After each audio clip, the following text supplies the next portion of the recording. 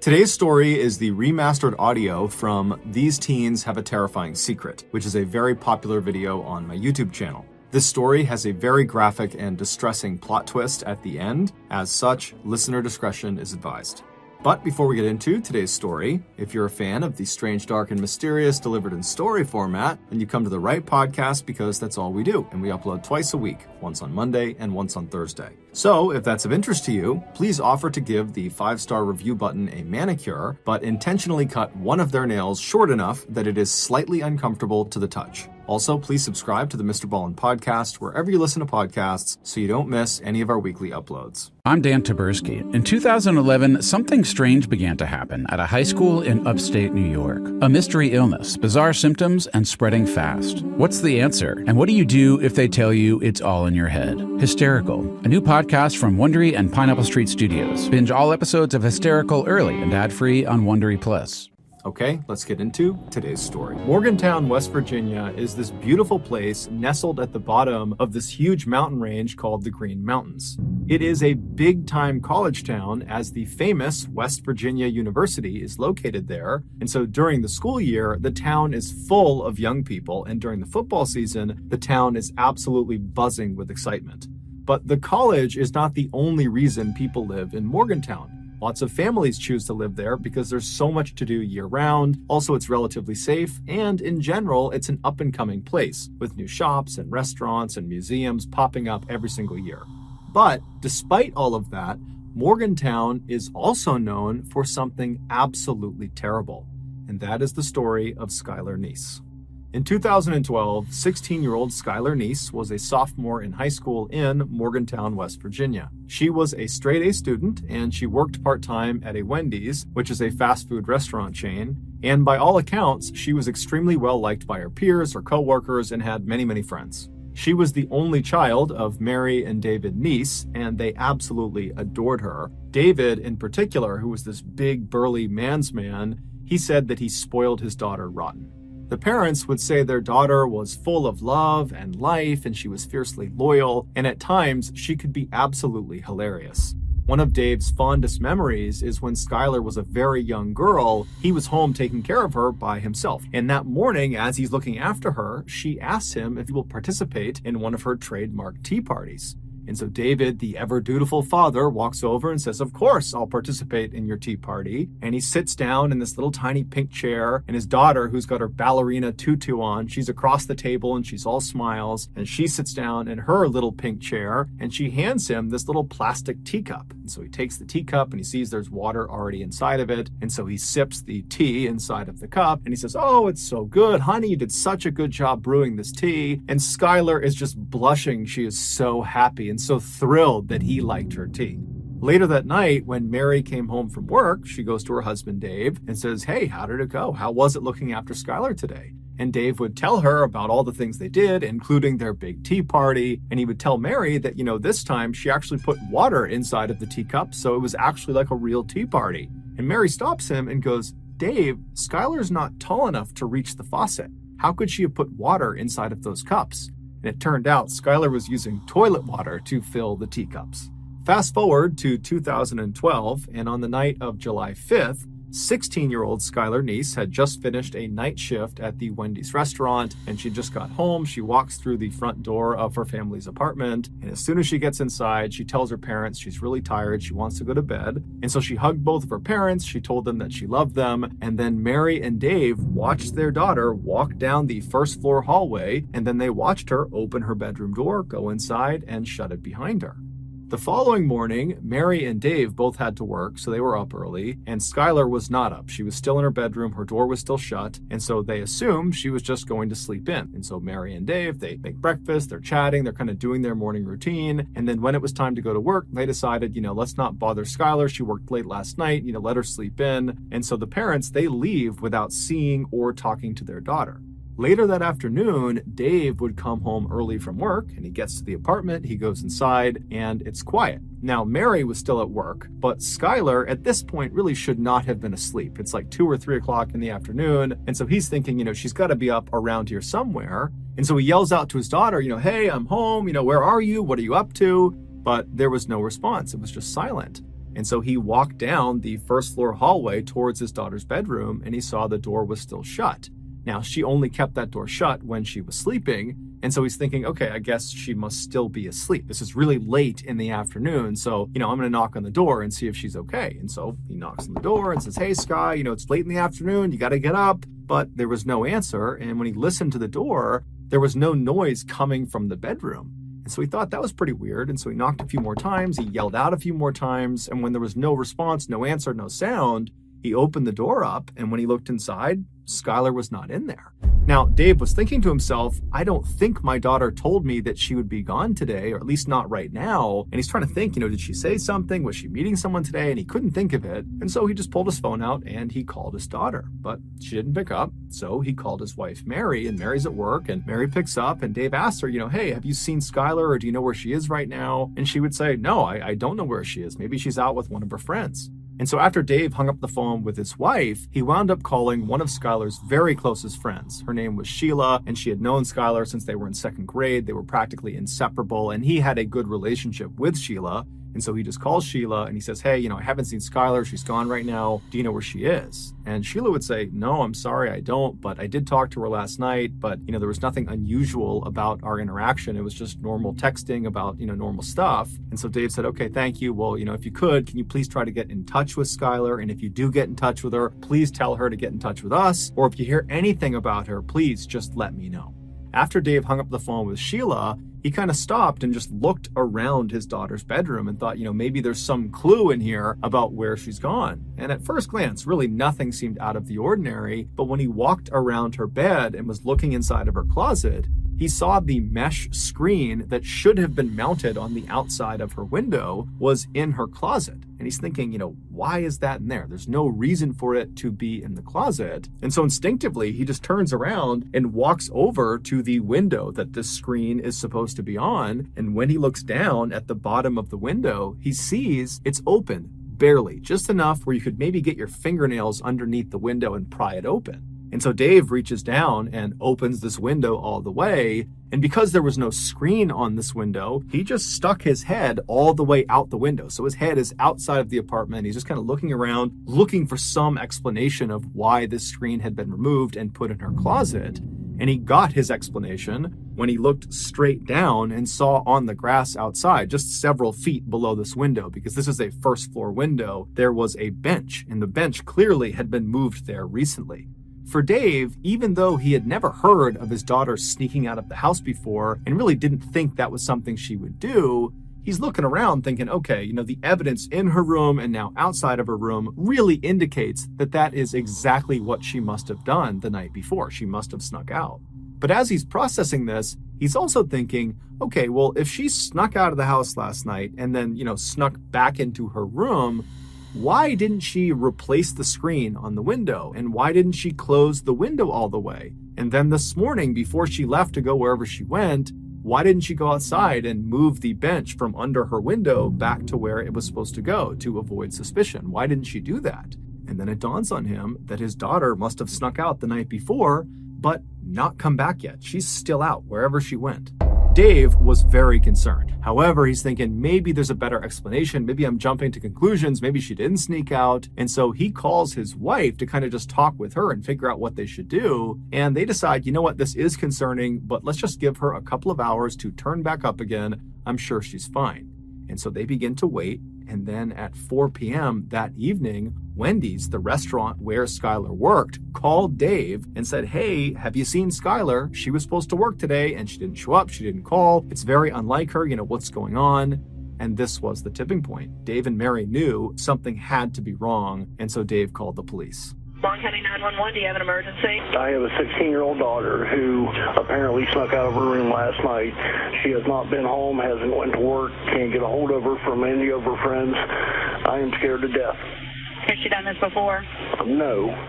After Dave got off the phone, he and his wife began kind of frantically figuring out what they should do. While the police are out looking, should we go out and look too? Or should we stay here in case she comes home and, maybe she's hurt, maybe we can help her if she gets here. And so they're having this really difficult and stressful conversation when Mary's phone rings and it's Sheila. And so Mary immediately answers it, hoping for some good news about her daughter. But Sheila asks Mary right away, hey, has Skylar come home yet? And Mary says, no, she hasn't. And in fact, we just got off the phone with the police because this doesn't make sense. Something's wrong and we're getting the police involved. And so when Sheila hears this, she kind of takes a deep breath.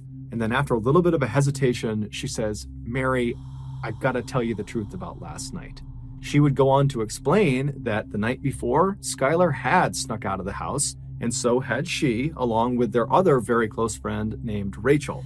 And Rachel was someone that Mary and Dave also knew very, very well. The three girls were kind of like best friends and totally inseparable. And so Sheila said the three of them snuck out, and in fact, they did this a lot, and they would drive around town and smoke marijuana together. But this was not the big reveal. Despite this being fairly shocking to Mary and Dave, this was not the big reveal. The big reveal was that when they went out and snuck out of their houses and smoked weed together, they would make sure they never drove their car. Whoever was driving would never drive directly in front of any of their houses because they were concerned that the noise from the car could wake up parents and then they'd get caught. And so the way they would do it is after they snuck out of their house, they would walk a block or two away from their house, and then they would call or text the other two, and they'd get picked up, and they'd go do their thing. And then when they got dropped off, they would get dropped off a block or two away from their home, and then walk the rest of the way. And so Sheila told Mary that last night, like so many other nights, she dropped Skylar off about a block away from their apartment, and then Sheila and Rachel drove off. So they did not actually see Skylar enter her apartment. So they don't know for sure if she actually made it home okay. And so this was obviously horrifying for Mary and Dave to hear because it totally opened the door for their daughter to have been abducted during this walk from the drop-off point back to her apartment. And the street she was on was not well lit. It's the middle of the night. It's dark. She's potentially high on marijuana. And so it seemed like that was a very realistic thing that could have happened, as horrifying as it sounded. And so after Mary got off the phone with Sheila, she called the police and she updated them about what Sheila had told her. And then Mary and Dave met up with Sheila and Sheila's mother and began searching the immediate area around their apartment in hopes that maybe, she fell somewhere and she's trapped and she just needs to be picked up or helped in some way. But after searching for several hours and knocking on dozens and dozens of doors, nobody saw anything, nobody knew anything, there was no sign of Skylar. And so as this group is totally down, they don't know what to do, they feel totally helpless, they know the police are out looking for Skylar, but they want to do something and they don't know what to do. And that's when Mary remembers there is a security camera on the outside of their apartment building that is looking down at the road. And so right away, the four of them literally run back to the apartment building. They go inside, they find the security manager, they explain the situation, and sure enough, he pulls up the footage from the night before, and the footage they see doesn't make sense.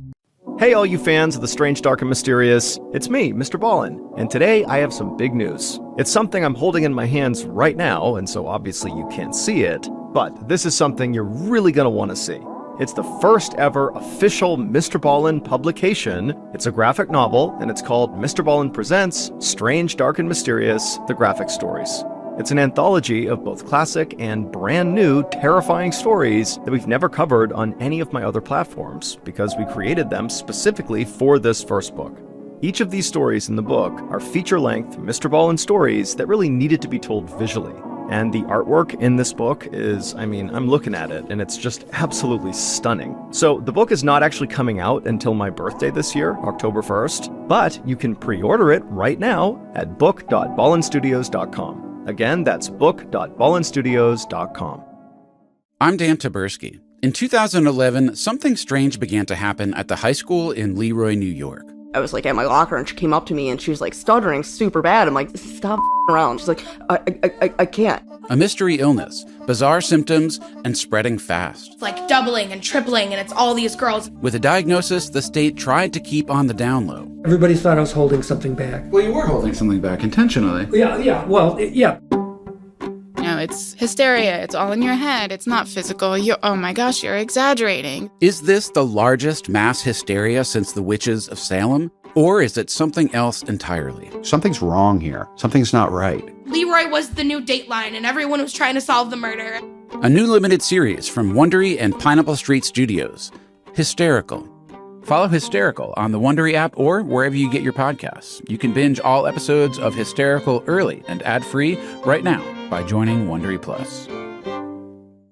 Sheila had dropped Skylar off on that corner, kind of out of view of the camera, at around midnight. But at 12:30, so 30 minutes after she's been dropped off, you see this unknown kind of generic-looking car pull up right in front of the apartment complex. And then Skylar comes running across the lawn, goes right up to the car, opens the back door, hops in the back seat, shuts it, and the car drives off.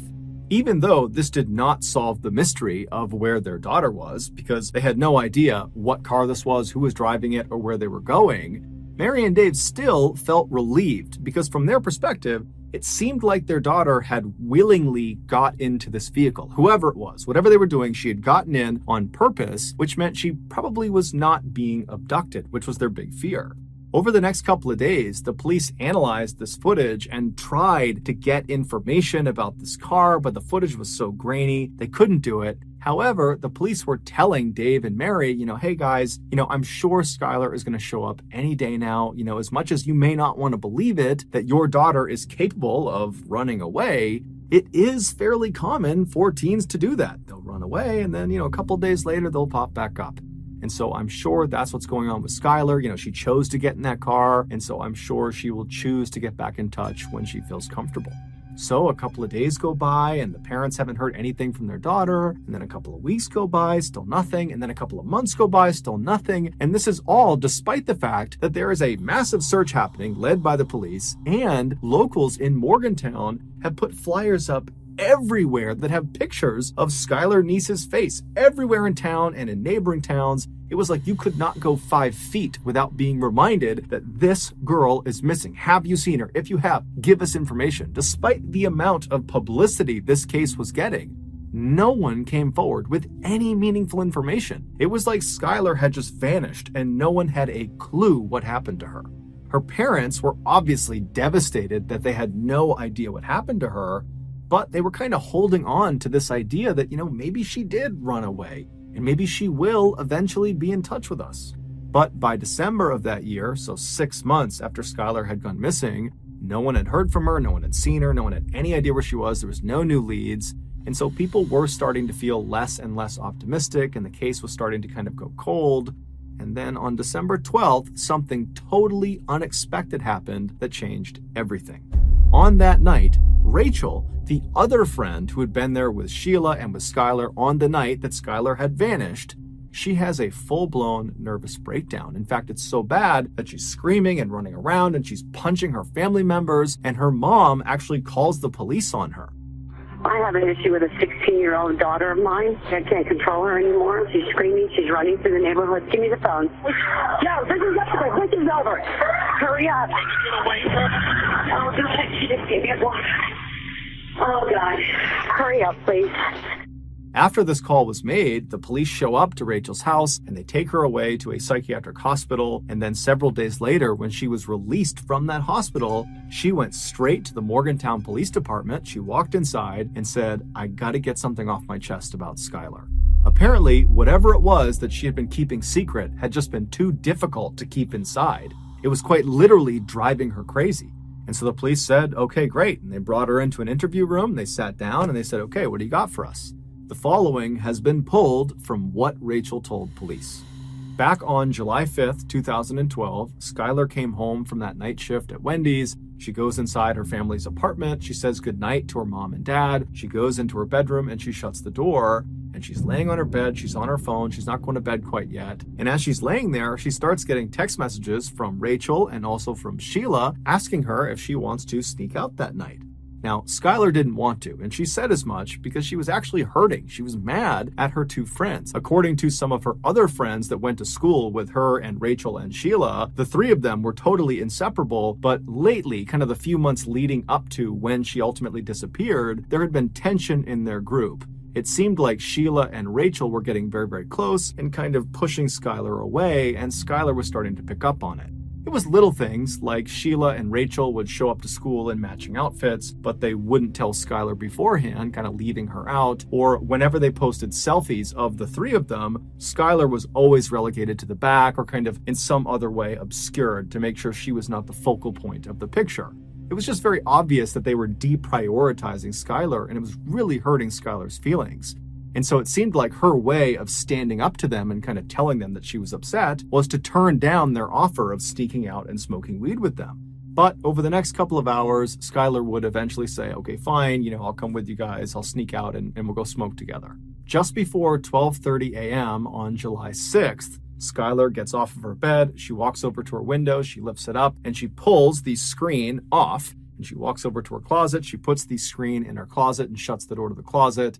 And then she walks back over to the window and crawls out and lowers herself down onto the grass below. And then she walks over and grabs the bench and slides it over and puts it right underneath her window. And then she stands on the bench and reaches up and pulls the window down so there's just a little crack left so she can get back inside. And then she just waited by the side of the apartment looking out towards the road. And right after 12:30, this car, the unknown car on the surveillance camera, pulls right in front of the apartment building, and Skylar runs over to it, opens up the back right door, and climbs inside. This unknown car was Sheila's car. Sheila was driving, and Rachel was in the front passenger seat. It would turn out Rachel and Sheila lied about basically everything, including what time they picked up Skylar. So the three girls, they drive away from Skylar's apartment, and Sheila hops on a highway and starts driving northwest.